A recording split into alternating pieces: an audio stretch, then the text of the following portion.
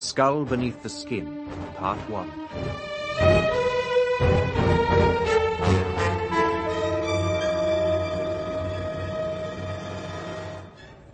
I measured it carefully from the ground. Honestly, Miss Gray. I know you did, Bevis. It's the pavement. It must be uneven, that's what it is.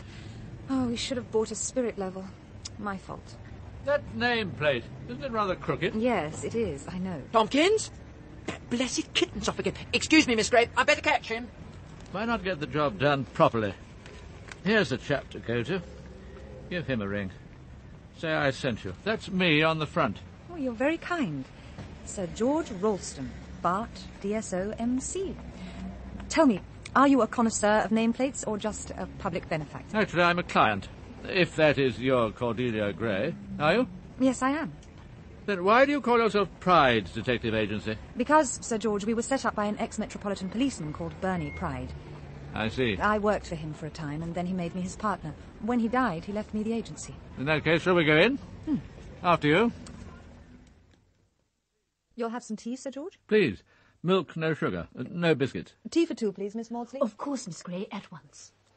Don't people ever tell you that... That it's an unsuitable job for a woman. They do, and it isn't. I was going to say, don't they ever tell you your office is extremely difficult to find? Oh, well, that's the idea of the nameplate. I'm not sure that a crooked nameplate isn't worse than no nameplate at all, especially in your business. Your founder, how did he die? He cut his wrists. Oh, did he? Here we are. Tea. Thank you very much, Miss Maudsley. Just there. There we are. By the way, is Bevis back? Oh, yes, Miss Gray. He caught Tompkins. Oh, thank you. Tompkins, Sir George, represents a sort of investment. He turned up and attached himself to Bevis, but we're banking on restoring him to his distraught owner, once we've discovered who he belongs to. We've built up a reputation for reuniting lost pets with their owners. I know, that's how I came to hear of you. My wife was having tea with a Mrs. Fortescue last week when you returned the Fortescue cat. You'd found the brute within 30 minutes. You could have charged 3 times what you did. I gather she's devoted to the animal. Expensive we may be, but we are honest. Well, my wife was terribly impressed. What with, our efficiency or our charges? Both. That's why I'm here. Yes, Sir George. The job I'm offering is part bodyguard, part private secretary, part investigator, and part, well, nursemaid. No knowing how it may turn out. I'm supposed to be a private investigator. No doubt, but it doesn't pay to be too purist these days. In any case, you could find yourself involved in detection, though it doesn't seem likely. Perhaps you could explain what exactly you want me to do? My wife is the actress Clarissa Lyle. I thought I recognised her at Mrs. Fortescue. She hasn't worked much recently. Ah.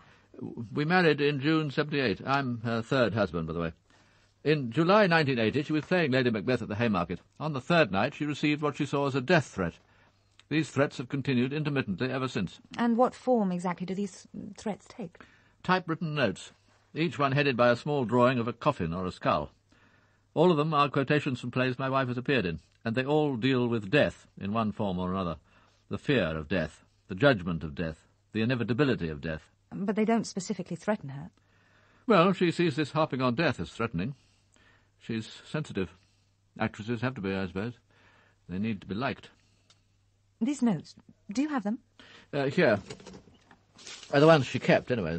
The first ones were thrown away. Aye, but to die, and go we know not where, to lie in cold obstruction and to rot. Measure for measure, isn't it? Not exactly a personal threat, though. Perhaps not, but not very friendly.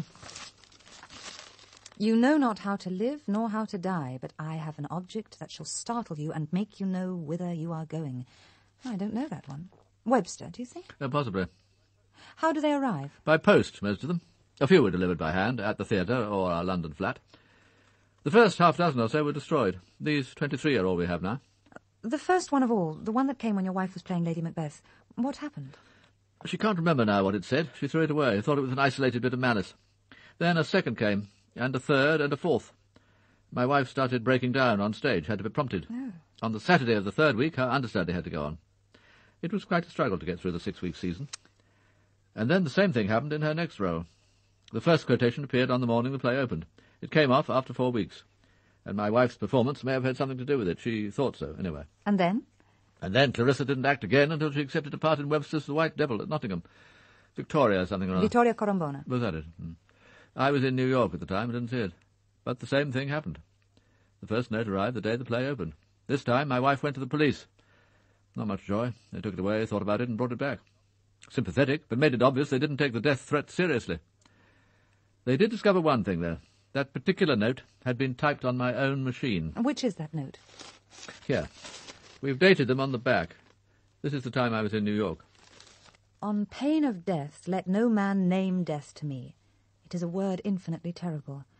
This skull and crossbones, Sir George, not quite the same assured touch as the others, has it? And the typing's a bit amateurish. What do you think? You may be right. Could have been done in a hurry. You still haven't explained how you think I can help. I'm coming to that. This weekend, my wife is to play the lead in a production of The Duchess of Malfi. Ah. It's taking place on Courcy Island. Do you know it? About 2 miles off the Dorset coast. The owner's Ambrose Gorringe. It's been in his family since the last century. His grandfather restored the medieval castle in the 1880s. He used to play host to the Prince of Wales and his circle. Edward would arrive with his mistress, Lily Langtry, and they all amused themselves with amateur theatricals. There's a lovely little Victorian theatre there.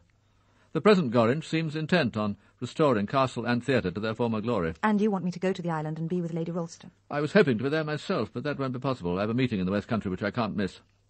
But she needs someone with her. This performance is important to her. They're doing the play at Chichester in the spring, and if she can regain her confidence, she might feel able to join the company. Ah, I see. But there's more to it than that. She's got hold of an idea that the threats may come to a head this weekend. Oh. In fact, that someone might try to kill her on Courcy Island. What makes her think that? Nothing she can explain, but it's what she feels. She asked me to get you. And what precisely am I being employed to do, Sir George? Protect her from nuisance, take any calls, open any letters, be on call at night, and bring a fresh mind to bear on these messages. Find out, if you can, who is responsible. You'll take the job? Yes, I'll take it. A little different from finding lost cats. Your rates will be rather higher, I assume. The daily rate is precisely the same, Sir George, whatever the job. The final bill depends on the time taken, and any expenses, of course. But as I'll be a guest on the island, they shouldn't be too high. By the way, I'll need to know who else will be there. Well, by the Saturday afternoon, when the cast and the audience have all arrived, there'll be about 100. But the house party itself is quite small. My wife, of course with Tolly, Miss Tolgarth, that is, her dresser. Then is your host, Ambrose Gorringe. Tell me about Mr. Gorringe. There's not much to tell. He's known my wife since they were both children. Their fathers were in the diplomatic together. Middle-aged, unmarried. Read history at Cambridge, I believe. Authority on Victoriana. Spends a good deal of time and money building up his collection. I'll take these, and probably the marble as well. Ah. Where did you find it? A private sale, Mr. Gorringe. According to the owners, it's a duplicate of one of those marble limbs of the royal children at Osborne, the ones commissioned by Queen Victoria. Mm-hmm. They told me this was the arm of the Princess Royal when a baby. I haven't been able to get down to the Isle of Wight to check. Oh, poor little Vicky. What a life she was to have. What with her mother, her son, and Bismarck. It's almost irresistible. But not at that price, Mr. Gaskin, not at that price. Oh, it's probably unique. I don't know of any other duplicates of the Osborne marbles. You know, this arm must weigh almost as much as the princess herself. It's a pity we don't know for certain. I tell you what, Mr. Gorringe, I'll let you have it less 15%. That's cutting my profit to shreds. You don't like it. Well, I can't say I'm sorry to see it go. A child's arm and cut off like that. Whenever I look at it, I keep imagining it's oozing blood. All right, I'll have it. I must try it on my house guests next weekend and watch their reactions. We're putting on the Duchess of Malfi, you know. Oh, really? Will theatrical productions become a regular event? No, I think not. Upsets the household. I've already had to reassure my butler that this is a unique event. Now, if this were a full-size male hand, we could use it for one of the props. The play features an amputated hand. Oh. As it is, I'll just have to put it on display somewhere in the house. And I think I have the ideal spot. He inherited the island from an uncle in 77. He was spending a year outside the UK at the time, something to do with tax avoidance, I believe. Came back to England in 78 and has spent the last few years restoring the castle. Who else lives on the island? Well, he has 3 servants. The butler is called Munter. Mrs. Munter acts as housekeeper. And then there's Oldfield, the boatman and general factotum. And this house party, who has he invited besides Lady Ralston? Well, there's Ivo Whittingham. The theatre critic. You know him? Not to speak to. I know of him, of course. He's supposed to be doing a piece about the theatre and the performance for one of the colour supplements. Quite an honour for Gorringe, really. Whittingham doesn't do much writing these days. Rather ill, I gather. You can get dressed now. Is that spleen troubling you? Yes, since I look and feel like a lopsided pregnant woman, yes, you could say it's troubling me. Oh, time may come when it's better out. No hurry, though. We'll have another think in a month. I thought you said the spleen's enlarged because it's taken over producing the red blood cells which my blood's no longer making. That's more or less what's happening, yes. When one organ ceases to function, another tends to take over. Yes, so would it be tactless of me to inquire, Sir James, which organ will oblige when you've whipped out the spleen? Well, let's cross that bridge when we come to it, eh, what? On pain of death, let no man name death to me. It is a word infinitely terrible. I'm sorry, Mr. Whittingham, I didn't quite... Yeah, nothing, Sir James. I was merely quoting Webster. Actually, Whittingham's an old friend of my wife. She'll be pleased to have him around. Who else is coming? There's Roma Lyle, my wife's cousin. Used to be a schoolmistress, but now keeps a bookshop somewhere in North London. Mm-hmm. Unmarried, about 45. I don't know very well. We've only met once or twice. She might bring her partner, but if so, I can't tell you who it is. My God, Roma, this place stinks. It won't once we get it cleaned up. Clean it as much as you like, and it'll still look what it is. A basement slum. Oh, God, look at these books. I mean, 9/10 junk. They should be burnt. Colin? Oh, look at this. It fell out of one of the books. What is it? Some kind of old woodcut. Shouldn't think it's worth anything. We could ask Ambrose Gorringe when we get to the island. He knows about these things. I like the skeleton at the top. And I suppose the arrow in the hourglass must mean something. The Great Messenger of Mortality. It's a good caption. Fair lady, lay your costly robe aside. No longer may you glory in your pride. Take leave of all your carnal vain delight. I've come to summon you away. Tonight. Spooky. It puts me in mind of Clarissa. Clarissa? Why? I don't know. I don't know why. Give it to me. I'll ask Ambrose Gorringe about it. It was a mistake buying this junk. We should have stuck to the new stuff. And God knows why I let you talk me into buying all that left-wing garbage upstairs. No one wants it. There are enough cosy left-wing haunts already in this neighbourhood, and it's putting off the other customers. I must have been mad. Look, Colin, you didn't take on this place simply to please me. You loathed teaching just as much as I did. And I wouldn't have resigned if you hadn't made the first move. You mean it's all my fault? All? What all? It was a mistake. Well, you chuck it. Stella will be delighted. My God, she must be praying for us to go broke. It's a wonder she doesn't lurk outside counting the customers. That's not quite fair. She's my wife. She's a right to be worried. I mean, half the money I put in here was hers. And that, my dear Colin, was the cleverest move she ever made. She made sure that you had enough money to make the business possible, but not enough to make it a success. I'll bet Daddy was behind that. She wants you back, Colin. Can't you see that? Back, neatly trussed like a sacrificial victim to be handed over to dear Daddy and the family business. Oh, she's shrewd, is Stella. A sharp little mind to go with those sharp red nails. Oh, do shut up, Roma. We've been through all this 20 times. Oh, darling, I'm sorry. Don't let's quarrel. We're tired, we're hot, and it's a bloody day. Yeah. On Friday, we shut the door and take off for Corsi Island. 3 days of peace, sunshine, good wines, first-class food, and the sea. No creditors, no people. Just peace. And my God, don't I need it.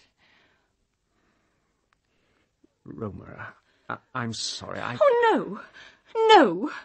Oh, you can't do this to me. Oh, you promised. And I told Clarissa I'm bringing my partner. It's all arranged. I am sorry, look, honest. But Stella's father phoned this morning to say he's coming for the weekend. Look, I've got to be there. I've told you what he's like. I'll never hear the end of it if I'm away on a long weekend, leaving her to cope with the kids. Daddy. In other words, the twin school fees, the car and the package holiday. No, don't knock it. Oh, what's Clarissa going to think? Well, what would she think if I did come? She knows I'm married. Wouldn't it look rather odd, the two of us arriving together? Clarissa isn't exactly a model of purity. And I don't suppose Ambrose Gorringe creeps down his corridor at night checking on where his guests are sleeping. The point is, I was planning to speak to Clarissa this weekend. Tell her about the shop. Ask her if she could help. That's why I wangled the invitation. After all, 1/3 of her money comes to me if she dies without a child. It's all in Uncle's will. It wouldn't harm her to part with some when it's most needed. We'd only be asking for a loan. I couldn't ask a woman for money. You wouldn't have to. I'd do the asking. I hoped she'd meet you, like you. Then I could speak to her. Even 30,000 would make all the difference. How much would you get if she died, then? I'm not sure. About 200,000, I think. It could be more. To be quite honest, I'm not sure why Roma Lyle was invited, unless it was a gesture on Gorringe's part to please my wife. And those are all the guests? As far as I know. Except for Simon, of course. Simon? Oh, sorry, it's Simon Lessing. He's 17, the son of Clarissa's second husband. Tell me about him. Well, his father was drowned in August 1977. After that, he wasn't happy living with his relatives, so Clarissa took him on. We've sort of adopted him. I'm not sure why he's invited either, come to that. Music's his interest. Clarissa probably thought it was time he met more people. He's rather a shy boy. One last question, Sir George. Lady Ralston is apparently so frightened for her life that she's reluctant to be on Courcy Island without protection. Is there anyone of that company she has reason to fear, to suspect? You can put that idea out of your head, Miss Grace. She has no reason to suspect any of the house party of wishing to harm her. No reason in the world. Right. I had to ask. Now, when do you want me to arrive? Your tickets are in this envelope. Oh, thank you. My wife has telephoned Gorringe to tell him she's bringing a secretary companion. You go down to Spaymouth Jetty. The launch from Crossy will be waiting to pick you up. Fine. You'll go over with the other guests. It's quite typical of Ambrose Gorringe just to send Oldfield in the launch and leave his guests to introduce themselves. I'm Roma Lyle, Clarissa's cousin. How do you do? My name's Cordelia Gray, but I'm not a guest. I'm going to the island to work. Good Lord, Ambrose isn't writing another blockbuster, is he? Not as far as I know. I'm employed by Lady Ralston. By Clarissa? Doing what, for heaven's sake? Oh, dealing with her correspondence, making phone calls, generally easing things along while she concentrates on the play. She's got Tolly to ease things along. Well, what does she think of it? Tolly, I mean. I haven't the least idea. I haven't met her yet. Well, I can't see her liking it. You'd best meet Clarissa's stepson, Simon Lessing. He's probably nearer your age than anyone else on this benighted weekend. Simon, over here. Come and say hello to Cordelia Gray. She's Clarissa's secretary. Clarissa said you'd be coming when she wrote. How do you do? I had to get special leave. From school? Yes, Melhurst. My housemaster wasn't too pleased. I don't really know why I've been invited. Does there have to be a reason? A few days break, a little swimming? With Clarissa, there's usually a reason. Of course, she told me to bring some music. You're a pianist? I play the piano. He's very good. Clarissa likes showing him off, doesn't she, Simon? Does she? Oh, I just hope I don't make a fool of myself. You're discussing the perennially fascinating topic, Clarissa. Hello, Ivo. I was just saying she rather enjoys presenting Simon to her friends. Have you ever been to Courcy Island before, Simon? No. No, then she's out to impress Ambrose Gorringe. Don't let her down. Do I know you? No, I'm Cordelia Gray. Are you taking part in the play? I'm here to work. I'm Miss Lyle's secretary, her temporary secretary. Now that makes sense. Clarissa's relationships tend to be temporary. Do you know anything about the performance? Who's taking part? Oh, didn't Clarissa explain? They're the Cottringham Players, said to be the oldest amateur company in England. They're based in Spaymouth, very convenient. They'll all be coming over by launch tomorrow. Look, we turn the headland in a second. You'll see the castle. Oh, my goodness. That's beautiful. It's just as though the castle was rising from the waves. Impressive, isn't it? All that rose-red brickwork soaring to the sky. Oh, but it's so light and graceful.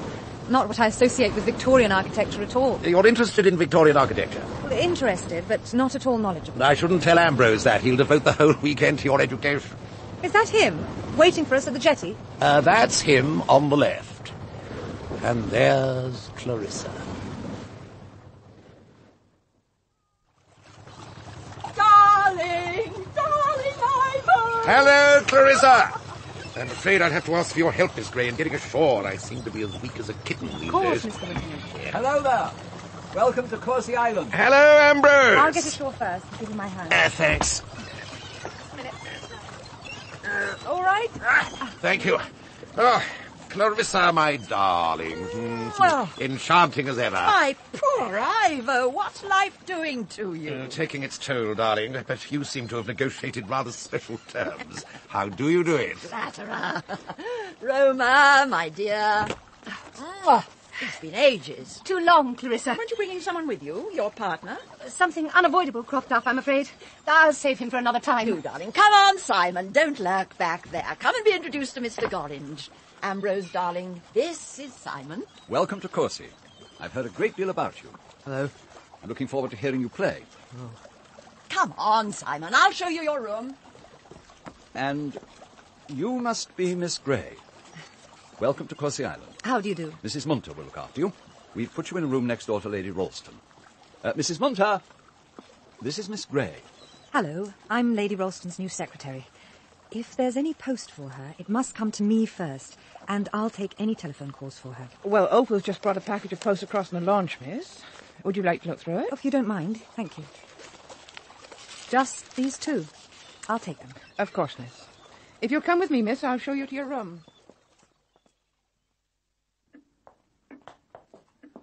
Oh, what a magnificent hall. The staircase, the gallery. Oh, that tapestry. A genuine William Morris, miss. You must feel quite privileged living here. It takes some getting used to. The cleaning's no joke. Oh, but to live surrounded by all these beautiful things. Oh, the stained glass is quite breathtaking. The eastern window was commissioned by the original Mr. Herbert Gorringe in the 1860s. It portrays the travels of Ulysses. So I see.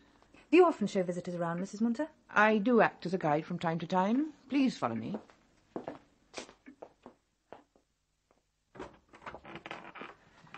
And this is your room, miss. Oh, but this is delightful. The tiles are originals by William de Morgan. Oh. The mahogany and pine cabinet was painted by William Morris, and the paintings are by John Ruskin. What time would you like your early morning tea, miss? 7:30, please.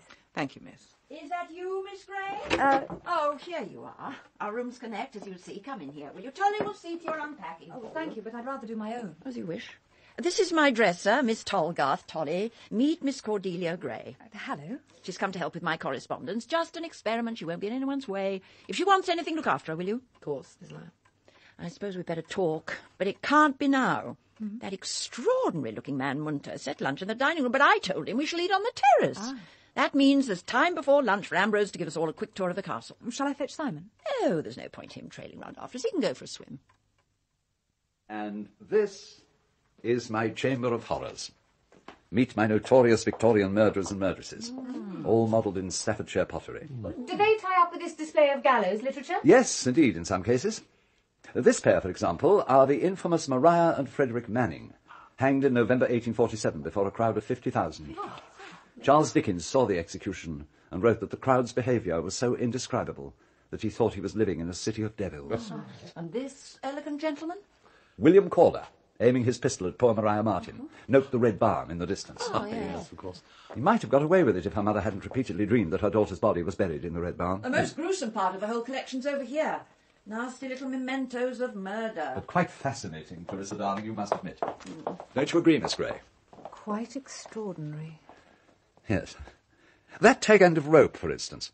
Now, that's part of the rope that hanged Dr. Thomas Neil Cream. You know, the Lambeth poisoner, in November 1892. The stained linen nightdress was worn by Constance Kent. Oh, not the one she had on when she slit the throat of her small stepbrother, unfortunately. But, well, it has a certain interest, all the same. That pair of handcuffs with the key were used on young Courvoisier, who murdered his master, Lord William Russell, in 1840. And the marble of the baby's arm? Ah. No criminal interest, as far as I know, but it doesn't look out of place, somehow. The man who sold it to me would approve. He kept imagining that the limb was oozing blood. But it's perfectly hateful. It's disgusting. It may be the only extant copy of one of the limbs of the royal children made for Queen Victoria. And if you dislike this, Clarissa, you should see the Osborne collection. They look as if the Prince Consort had descended on the royal nursery with a machete. It's repulsive. What on earth possessed you, Ambrose? Get rid of it.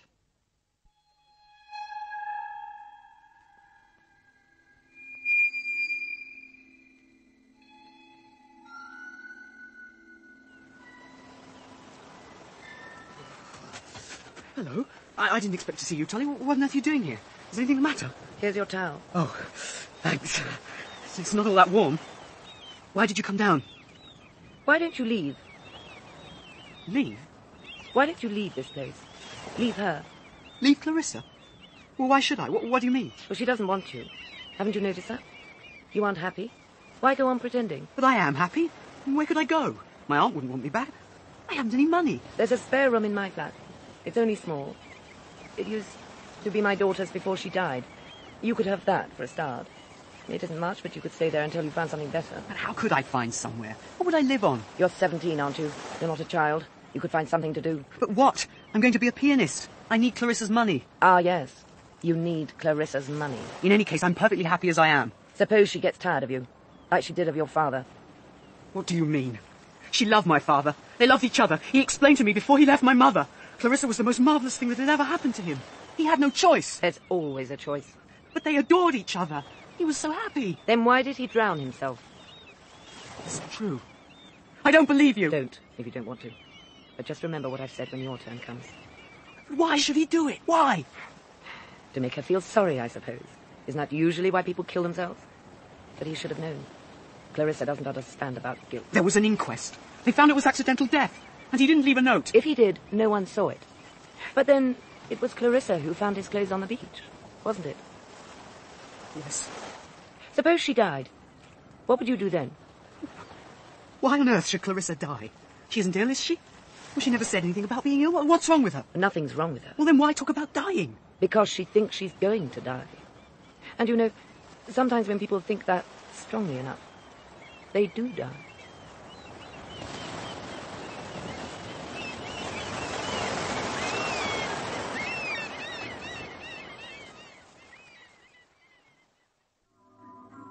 Bring me the casket hither and the glass.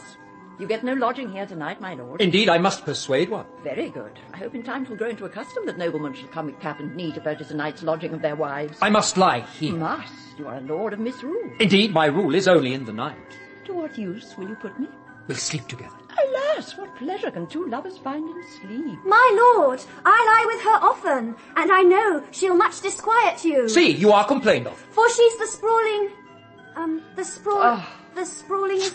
Oh, I'm sorry. I am sorry, Mr. DeVille. For heaven's sake, Cariola, you've only got 3 lines to remember. Oh. Do cut out the coyness. You're not playing No, Nanette. I'm frightfully sorry, Mr. DeVille. All right. Take it from the top. Oh, must we? Every time we go back, I lose the impetus. From the beginning. Please. This bloody box is driving me mad. If we have to have background music in this scene, and God alone knows why, then surely Ambrose can find something more suitable than those damn Scottish tunes. It was your idea, darling, as I remember. Brilliant touch, too, since we're in Victorian costume. It was a musical box I wanted, not a medley of Scottish airs. And do we have to have a bloody audience? Cordelia, can't you find something useful to do? God knows we're paying you enough. Do you propose to sit on your arse all afternoon? Miss Gray and I will take a walk. The performance hasn't been exactly riveting so far, and the air outside will be fresher. Come along, Miss Gray. Thank you, Mr. Whittingham. No, don't mention it. This may be a stupid question. Gray isn't an uncommon name, but you're not by any chance related to Redvers Gray. He was my father. I thought there was something. It's the eyes. You know, he had a great influence on my generation at Cambridge. Yeah. He had the gift of making rhetoric sound sincere. And now that the rhetoric and the dream are out of fashion, I suppose he's forgotten. But I should like to have known him. So should I. Ah, like that, was it?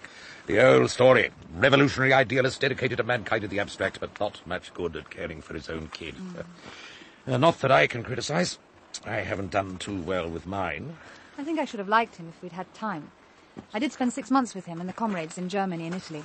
And then he died. You make death sound like a betrayal. What about your mother?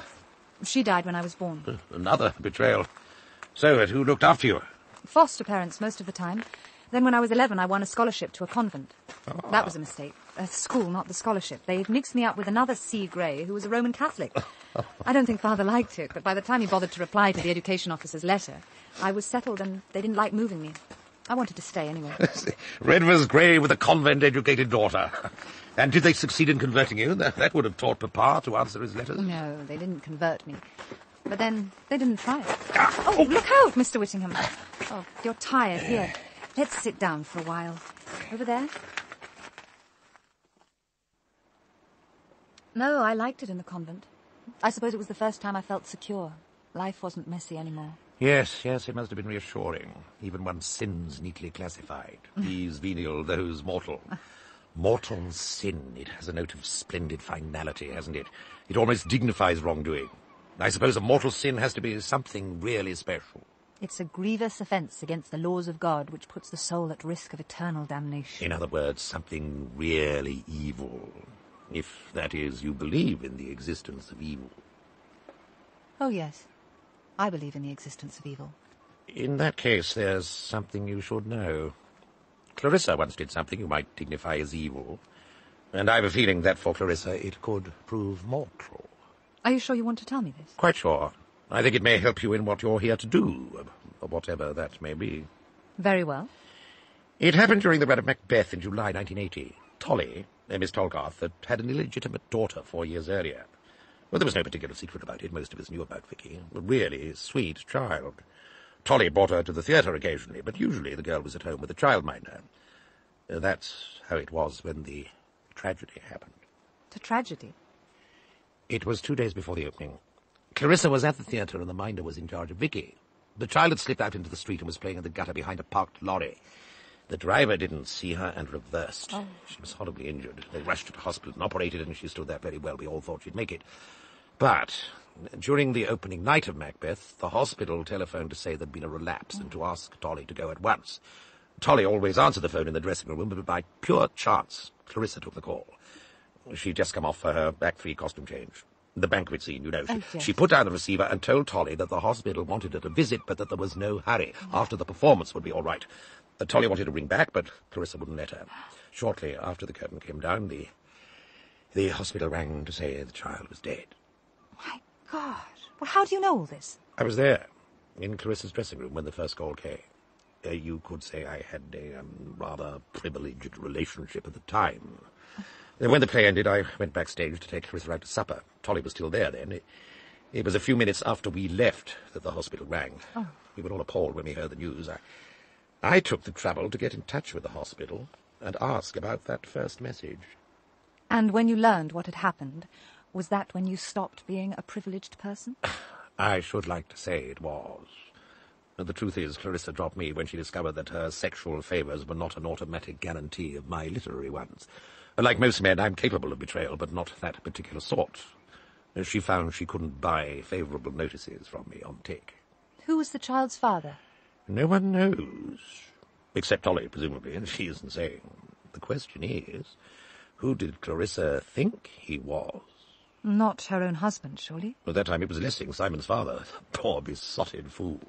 He and Clarissa had only been married a year. No, my guess is our respected producer, Adrian Deville. Oh, you mean the man directing The Duchess of Malfi here? The same. Was Clarissa in love with him? I don't know what Clarissa means by that word. She may have wanted him. He was around at the time. Why is he here? He's famous. He doesn't have to bother with an amateur Why production. are any of us here? It's possible he sees Courcy Island as a future dramatic line-born. Ambrose could make something of his Courcy Festival if he's prepared to spend money. Not commercially, of course, but he could have some fun with it once he's got rid of Clarissa. And does he want to get rid of Clarissa? Oh, yes, hadn't you noticed? She's trying to take him over, him, his theatre, and his island. He likes his private kingdom. Clarissa is a particularly persistent invader. I don't see how Clarissa can live with the memory of that child's death. I'm not sure she can. When a person is terrified of dying, it could be because with one part of their minds they feel they deserve it. How do you know she's terrified? Because there are some emotions which even an actress as experienced as Clarissa can't hide. Look, there are explanations. It was the first night. She was totally immersed in the part. She was Lady Macbeth at Dunsinane Castle. She was all keyed up for the banquet scene. I doubt whether she'd have left the theatre at that moment to go to her own dying child. It didn't occur to her that someone else might want to. I don't see how Miss Tolgarth can go on working for her. I couldn't. But you will. I confess, I'm intrigued about your precise function here, but presumably you won't throw in your hand. That's different. I'm just a temporary employee, but Tolly believed her when she said the child wasn't in immediate danger. She was robbed of sharing her daughter's last moments on Earth. How can she stay with Clarissa? They've been together almost all their lives. Tolly's mother was Clarissa's nurse. The instinct for worship is remarkably persistent. Though she slay me, yet shall I trust her. A perfectly well-documented phenomenon. But if, like any of us come to that, she ever face the truth about her own feelings, then I admit I do wonder what would happen.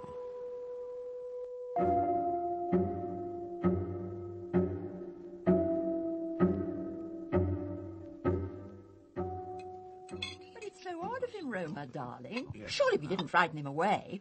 I thought you wanted to show him off. Why else did you angle for an invitation? Who are you ashamed of, him or us? We suddenly heard that an important American client would be calling at the shop this Saturday. Colin had to be there. Ah, how conscientious of him. But I'm relieved to hear you have clients of any sort, let alone important American ones. Congratulations. Enjoying yourself so far? It's all right. Nothing terrible's happened, I suppose. Done any swimming? A little. I haven't got round to it yet. What's the water like? Quite cold, really. No, I take no interest in contemporary politics at all. How wise. But you can't opt out of all responsibility for what's happening in your own country. No, but I can. I didn't collude in the depreciation of its currency, the spoliation of its countryside, the desecration of its towns, the destruction of its grammar schools, the mutilation of the liturgy of its church. Why should I feel personal responsibility for any of it? I was thinking of aspects some of us see as more important. That our society is more violent, less compassionate, more unequal than it's been since the 19th century. And then there's the National Front. Well, you can't ignore the front. Indeed, I can. Together with militant tendency, the Trots and the rest of the rabble. Oh, you'll be surprised at my capacity for ignoring the ignorable. But you can't just decide to live in another age. Why not? And I very nearly succeed. Now, I'm grateful you don't reject modern amenities entirely. I mean, if I should enter into the final process of dying during the next few days and need a little medical help to ease the way, I take it you won't object to using the telephone. If any of you decides to die in the next few days, all necessary measures will be taken to ease you on your way. And what happens to this Eden of yours when Adam, solaced with no Eve, finally returns to the dust? It would be almost worth marrying and breeding to have a son to follow me here. But sons, even if the process of getting them, deceptively simple physiologically, wasn't so fraught with practical and emotional complications, sons are notoriously unreliable. A son might convert the castle to a casino and lay down a 9-hole golf course. Talking of children, what's the news of your two, Ivo? Is Matthew still living in that Kennington squat? As we don't communicate, I'm not in a position to say. Angela, on the other hand, writes a filial letter at boring length every month. My ex-wife, in case you meant to inquire, is with them in Johannesburg, which she calls Joburg. Darling, I wasn't asking for the family history. Weren't you? I rather thought you were.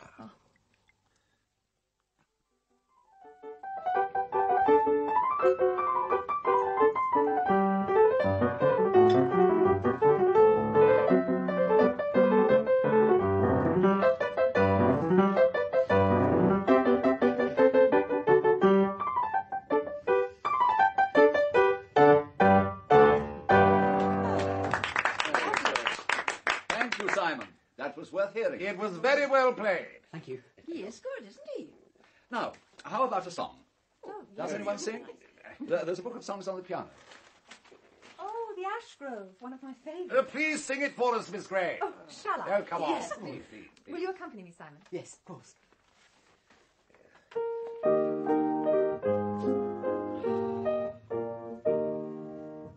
The Ashgrove, how graceful, how plainly 'tis speaking, the harp through its playing has language for me. Whenever the light through its branches is breaking, a host of kind faces is gazing on me. The friends of my childhood again are before me. Each step wakes a memory as freely I roam. With soft whispers laden, its leaves rustle o'er me. The Ashgrove, alone is my home. Oh, that was quite lovely. I should have had more than enough of amateurs before the weekend's out. I'm going to bed. Simon, it's time you called it a day. I'll see you to your room. Cordelia, ring for Tolly, will you, and tell her I'm ready for her. Then come up in 15 minutes. I want to discuss arrangements for tomorrow. Ivo, you're drunk. Black marks all round. We should have realised that we're here to applaud Clarissa's talent, not to demonstrate our own. If you plan a career as secretary companion, Cordelia, you'll have to learn more tact. Are you drunk, Ivo? I shall be sober enough for what I have to do tomorrow. Oh, here you are. I've sent Tolly away so that we can talk. You just stand there. Get yourself a chair. Oh, yes, of course. You seem to have enjoyed yourself this evening. Perhaps I should remind you that you were hired as a detective, not an after-dinner entertainer. Well, perhaps if you were honest with them and told them why I'm here, they'd be less likely to treat me as a fellow guest. What good would that do? If you don't mix with them, how can you watch them? Besides, the men like you. I've seen Ivo and Simon looking at you. Don't pretend you don't know it. I hate that kind of sexual coyness. I wasn't trying to pretend anything. Pass me that deep cleanser, would you? Tell me, what do you think of Simon's playing? I'm not really qualified to judge. Obviously, he has talent. Oh, talent? That's common enough. One doesn't invest £9,000 or more in mere talent. Can he succeed? That's the question. I'll ask Ambrose after the play. I can't worry about anything till then. I think we should discuss the messages and our plans for the weekend, especially tomorrow. We ought to have spoken earlier. Well, there really hasn't been time. Anyway, you know what you're here for. If there are any more messages, I don't want to know about them. It's vital I get through tomorrow's performance. If I can only get my confidence back, I can face almost anything. Even the knowledge of who's doing this to you? Even that. How many of the people here know about the messages? Well, Tolly. I haven't any secrets from her. I expect Ivor knows. Nothing happens in the West End he doesn't get to hear about. And Ambrose. He was in my dressing room once when a note was pushed under the door. Simon doesn't, unless Tolly's told him, and I can't think why she should. How about your cousin? Roma? Well, she doesn't know, and if she did, she wouldn't care. Tell me about her. There's not much to tell. And what there is boring. That towel, please, darling. Oh. We are first cousins. My father's younger brother ran off with a barmaid, made a mess of his life, and then he expected Daddy to help him out. And he did. Well, at least as far as Roma was concerned. She was always staying with us, especially after her own father died. Poor little orphan Annie, perpetually miserable and such a bore. She wasn't a bit grateful. Should she have been? Well, I think so. Daddy didn't have to take her in. She could hardly expect him to treat her the same as me, his own child. Ah, yes, children. You know, you should have told me about Tolly's daughter. If I'm to help, I need to know anything that might be relevant. But that isn't relevant. It was all a mistake. Tolly knows that. Everyone knows it. I suppose Ivor told you. Typical. Can't you see he's sick? He's dying. And he's eaten up with jealousy. He always has been. Jealousy and malice. He could have been a second Tynan, and look at him now, dying on his feet. He'd no right to come here looking as he does. It's like having a death's head at the table. It's indecent. So, Miss Tolgarth couldn't have had anything to do with the notes? Of course not. What an idea. She's devoted to me. If you can't see that, you're not much of a detective. Besides, she can't type. The messages are typed, in case you haven't noticed. All of them? They've always been typed, even the ones that came when you were playing Lady Macbeth? Yes, I suppose so. It was a long time ago. It wasn't my fault. I didn't kill the child. Anyway, the hospital had no right to phone like that. They knew it was a theatre, that we were in the middle of a performance. Besides, she couldn't have done anything even if I'd let her go. The child was unconscious. She wouldn't have known her. It's sentimental and morbid, this sitting by the bedside waiting for people to die. What good does it do? And I had 3 costume changes in the 3rd act. What are you looking like that for?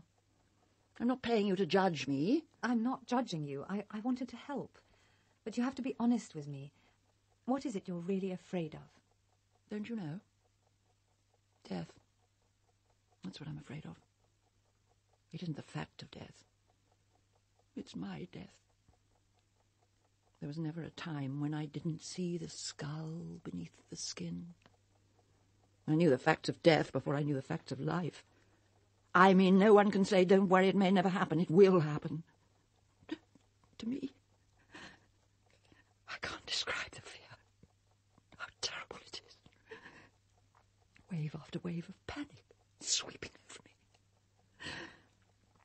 Sometimes I hold up my hand like this and think, here it is, part of me, warm, living.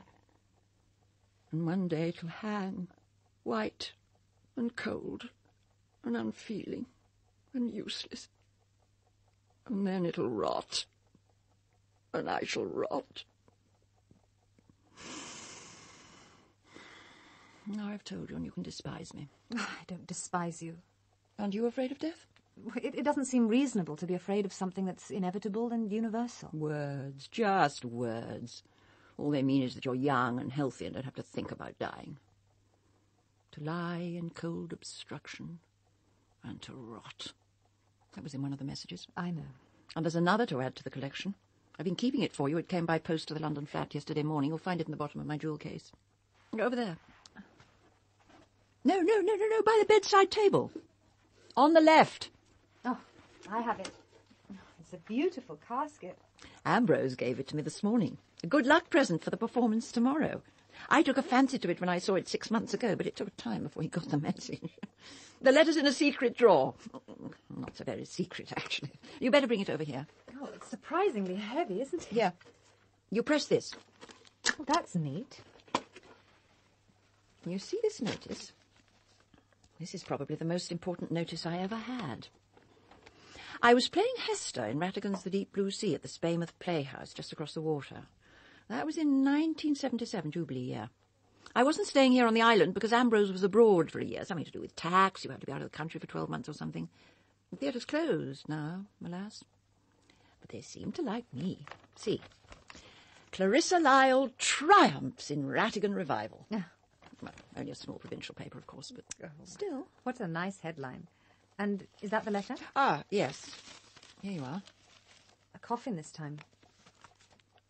Who must dispatch me? I account this world a tedious theatre, for I must play a part in't against my will. Is that from the Duchess of Malfi? That's right. Not very appropriate. He must be reaching the end of suitable quotations. Perhaps he knows he won't need many more. There's only tomorrow. Perhaps he knows that tomorrow will be the end.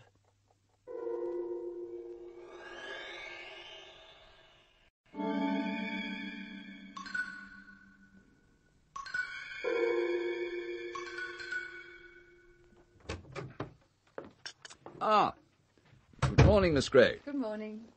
Well, it looks as if we're going to be lucky in the weather. Yes. The guests should arrive in sunshine and get back without risk of parting with their supper. The crossing can be quite treacherous in bad weather. Will you have coffee? Thank you. And is our leading lady awake? Not yet, and I'm rather pleased she isn't. Look, I found this pushed under Clarissa's door this morning. The great messenger of mortality. Somewhat melodramatic. Is the woodcut yours? If so, someone has mutilated it for you. Look on the back. Oh, dear me. Thus it lightens into action. I am come to kill thee. Lines from the Duchess. So the messages are still coming, I did wonder. I take it that weeding out this kind of nuisance is one of your duties. One of them. So, is it yours? It No. looks old and valuable. No, it's interesting, but not my period. Mr. Gorringe, this is your house. Miss Lyle is your guest. I accept the implied rebuke. One's guests certainly have the right not to be menaced while under one's roof, but what would you have me do? I'm not a policeman. I can hardly interrogate my other guests. Besides, is it any more than a practical joke in poor taste? Surely the best response is a dignified silence. Clarissa should demonstrate a total unconcern. And that's what she will do, at least until after the play. She won't see this. I can trust you not to tell her. Of course. I have a strong interest in Clarissa's success, remember. Incidentally, that woodcut belongs to Roma. Roma? How do you know? She told me she found it in a second-hand book and thought I might be interested. She showed it to me yesterday, just before the rehearsal, and I left it on the blotter on my desk in the business room. Where anyone could have seen and taken it. You sound like a detective. No doubt you'll be interested to know that the message was probably typed on the business room machine. Well, I can check that at least. Before you go, something else has occurred. Rather more annoying than a poison pen letter. Oh. Someone has broken the lock of the display cabinet and taken the marble arm. If, during your duties as secretary companion, you should happen to learn who it is, I'd be grateful if you'd suggest that it's returned. I admit the marble's not to everyone's taste, but I have a fondness for it. When did you notice it had gone? Well, Munter tells me it was in the display case when he locked up last night, and that was at 10 minutes past midnight. I found it missing and the lock forced when I went to the kitchen to make tea at 7 this morning. What are you going to do? Nothing. At least until after the play. I think it vital that Clarissa doesn't know. The least thing could upset her. We'll just have to hope no one